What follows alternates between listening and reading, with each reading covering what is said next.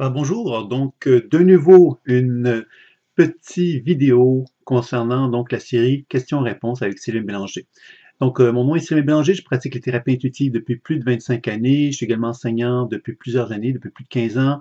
J'ai également écrit des ouvrages sur les thérapies intuitives et j'ai développé une méthode qui s'appelle la pleine conscience intuitive. J'avais envie donc de proposer que des gens me fassent part de leurs questions et que je puisse donc y répondre très humblement et très simplement sur le thème. Donc, si je vais un peu spontanément. Et le thème de jour aujourd'hui, c'est une personne qui m'a posé des questions concernant ce que j'appelle le désalignement. Le désalignement, c'est une situation où on se retrouve dans une salle de massage, par exemple, et notre corps, même sans qu'on en soit conscient, il nous indique clairement qu'il est complètement désaligné par rapport à l'axe vertical qu'on devrait avoir normalement. Alors, c'est une personne qui a donc des problèmes de santé concernant ses hanches et tout ça, et qui me faisait part de cette problématique-là qui lui avait été remarquée par des gens qui la soignaient. Et j'en étais jamais vraiment rendu compte.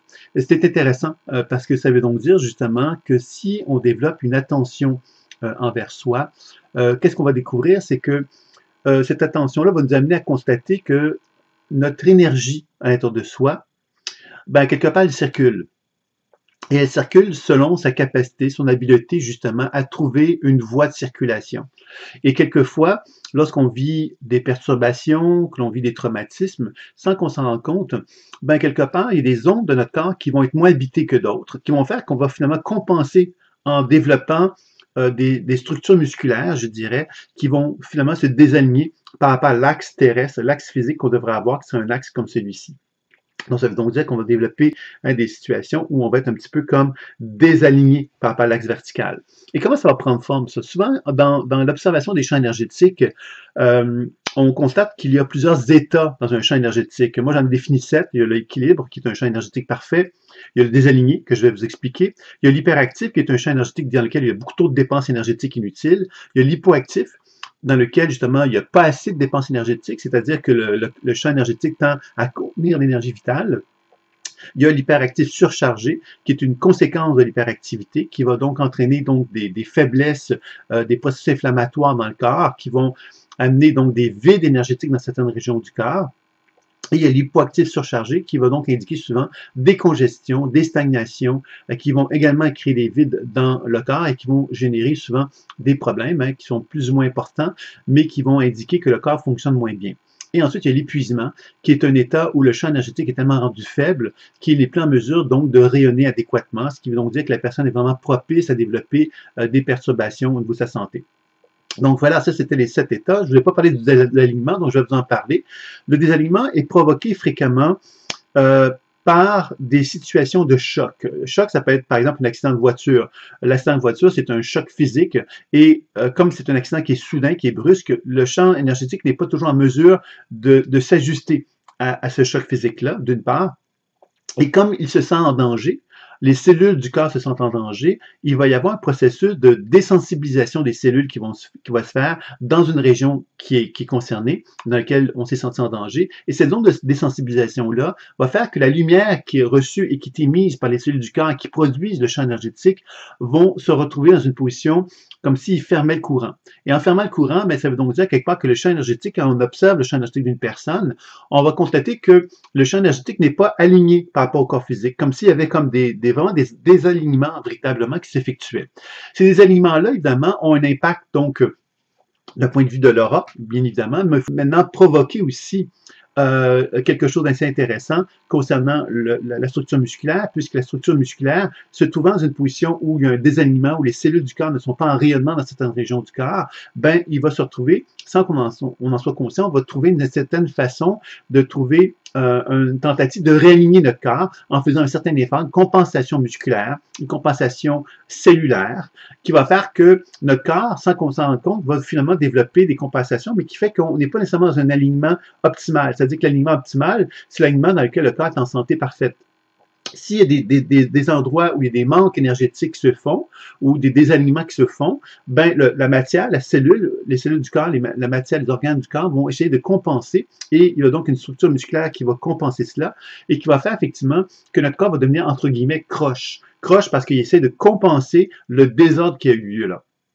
Donc, le désalignement énergétique au départ, c'est ça qui est à l'origine, est provoqué donc par des traumatismes comme des accidents, comme un accident de voiture. Ça peut être des situations comme par exemple dans une guerre, quand on se sent en danger véritablement, ben quelque part, il y a des zones de notre corps qui peuvent se désensibiliser devant ce choc émotionnel-là qui est très puissant, très fort. Dans des situations comme de viol, par exemple aussi, où on se sent vraiment en danger, on va donc vraiment se retrouver dans une position où le seul moyen pour nous de nous préserver, c'est de vraiment couper le courant.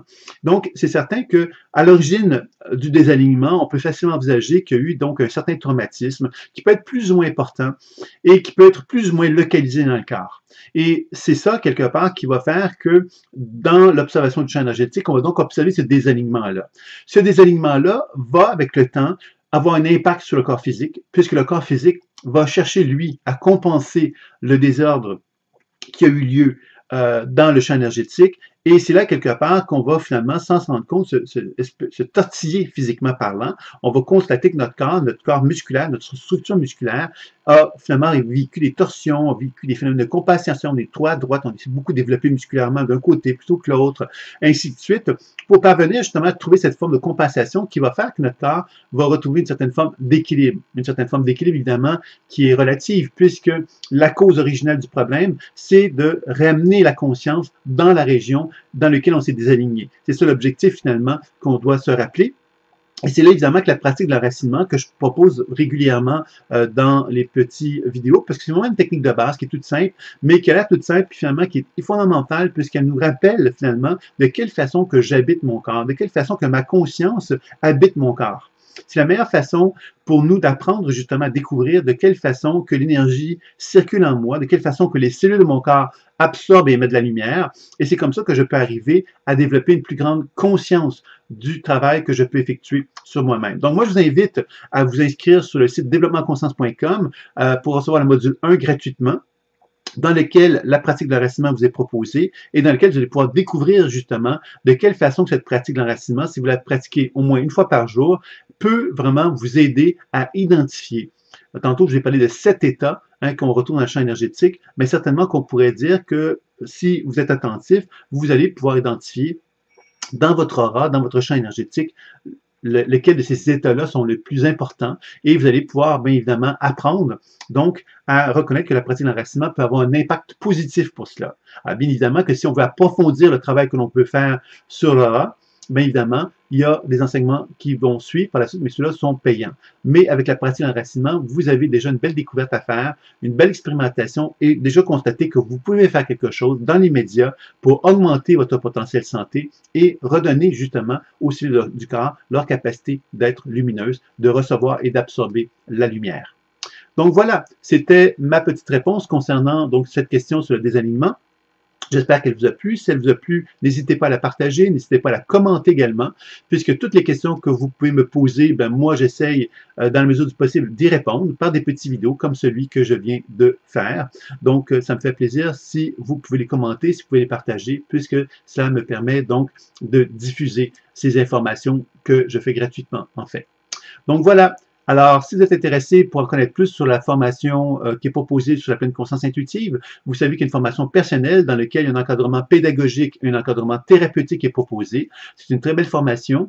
Vous pouvez trouver les informations à ce sujet-là sur le site thérapieintuitive.com et vous avez également une formation professionnelle qui mélange un enseignement en ligne avec des enseignements en présentiel et vous avez également un suivi thérapeutique qui est proposé tout au long de la formation professionnelle qui se répartit dans 3 niveaux d'enseignement. Alors, si vous voulez en savoir plus, n'hésitez pas, allez visiter le site Thérapie Intuitive. Sur la page d'accueil, vous allez voir qu'il est possible de cliquer sur la formation personnelle ou professionnelle et vous allez avoir accès à ce moment-là aux pages de vente qui vous donnent des informations très complètes sur les programmes distincts qui sont proposés dans le cadre de ces 2 enseignements-là. Donc, je vous dis à très bientôt pour une prochaine question-réponse avec Sylvain Bélanger. Merci beaucoup. Au revoir.